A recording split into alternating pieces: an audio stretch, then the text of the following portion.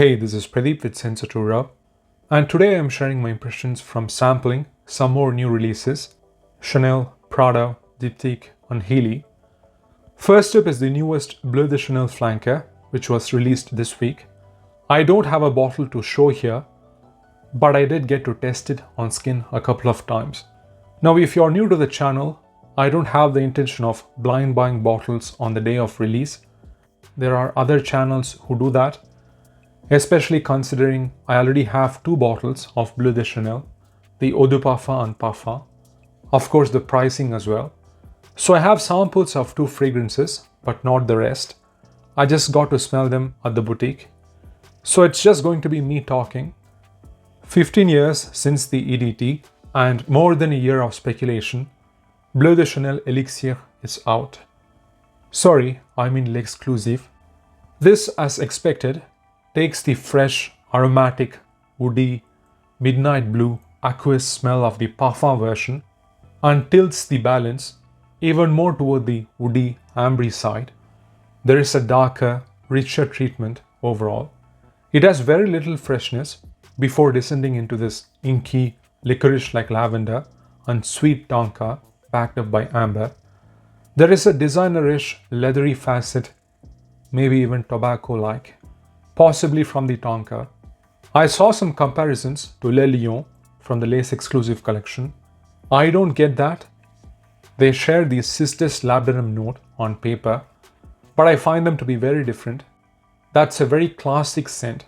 This still plays on the chords of a signature fragrance on this blue line. They seem to have used some dark woody amber materials here. It's just that Olivier Polch has handled it better. I think it's fine. It's as expected. Darker, more mature, formal, and nocturnal. I just don't think I need a bottle for a few reasons, apart from the obviously high price. First, like I said before, I think I'm satisfied with the Eau de Parfum and the Parfum when I feel like wearing a bleu, which is not that often these days. Second, the woody aspects I think are taken a little too far here. They don't seem to always work with the blue part of the fragrance. Finally, I just prefer the signature with its aromatic, fresh facets to balance the woodiness. For me, that balance is what makes Bleu de Chanel. That's what made it so popular as it is. I kind of felt the same when Sauvage Elixir was announced. But there, François Demachy was able to pivot to a classic masculine scent profile and make it work a little better. But here the extent of leap they have taken is less. So though it sort of achieves what it sets out to do, personally I don't think I need it. I'm sure it will be a success. With this, I think Chanel is going to continue the blue line at least till 2030. Who knows, maybe there are a couple of more flankers left. Personally, I would prefer to move on from this, but I don't think we are getting a new pillar anytime soon, because that would be a terrible business decision from their side. Releasing something else to undercut what's doing so well and become synonymous with the brand is the last thing they would do. Who knows, maybe the son of Olivier Polch will come up with something new when he joins as the newest perfumer in 2050. This release seems to be just another way of prolonging the aspirational quality of the brand amongst the wider public. They have been able to do that so far with price integrity, decent quality, which has kept them just ahead of the curve. In this case, they are clearly late to the party. Every other brand has done an elixir. So what they do? Just call it exclusive.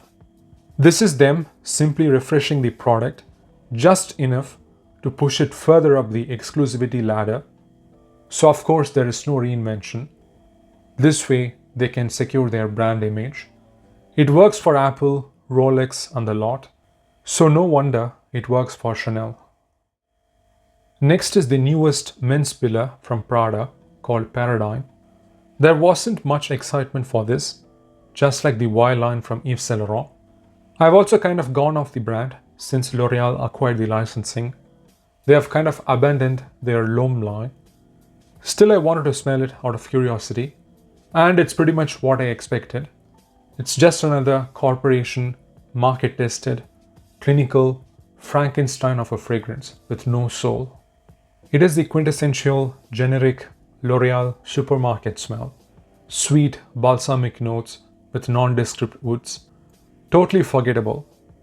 There was something a little bit interesting, a green, cool, minty opening, which is possibly from the little amount of geranium. But then it descends into a commonplace, sweet, synthetic, woody smell that is reminiscent of a couple of dozen other fragrances.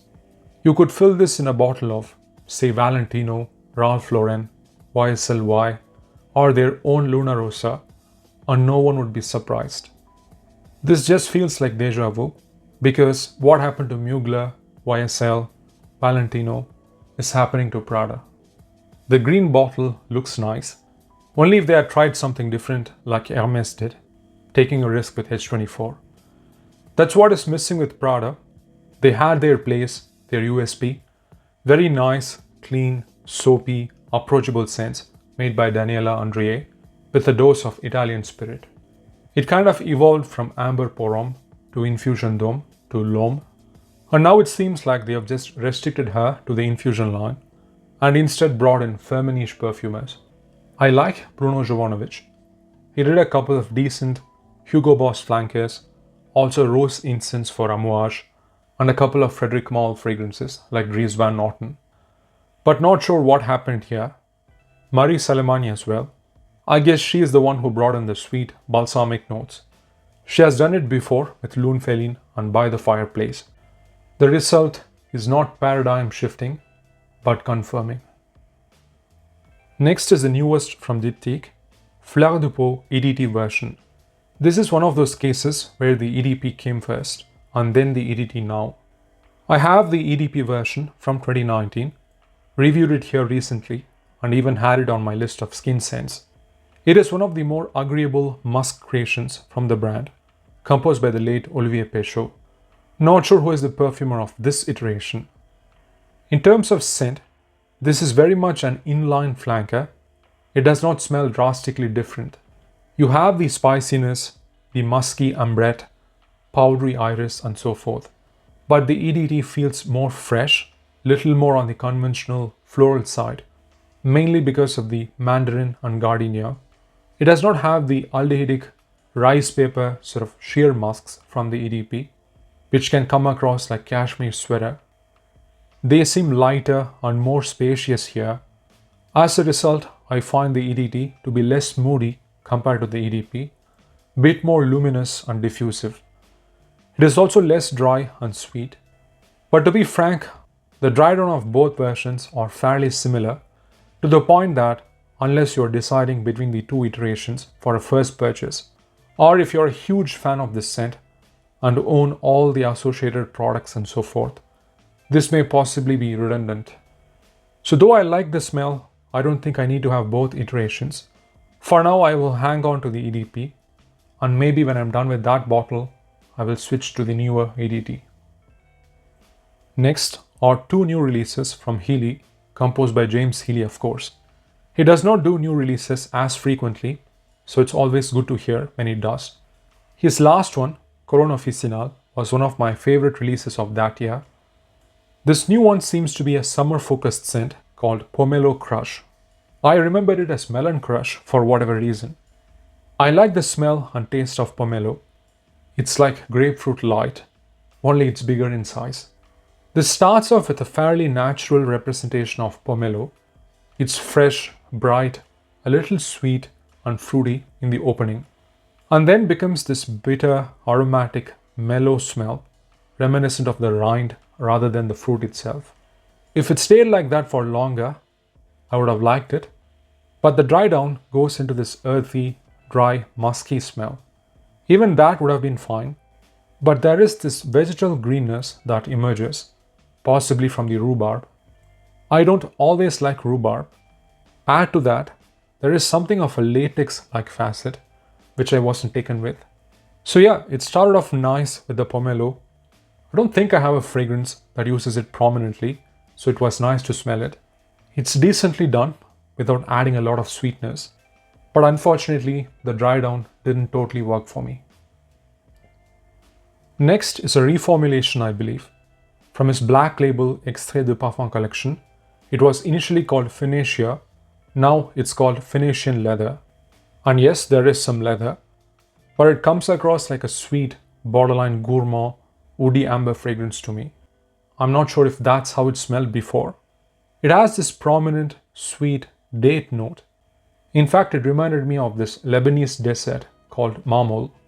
It's made with dates paste, orange blossom, raisins, rose water or saffron, sandwiched between semolina.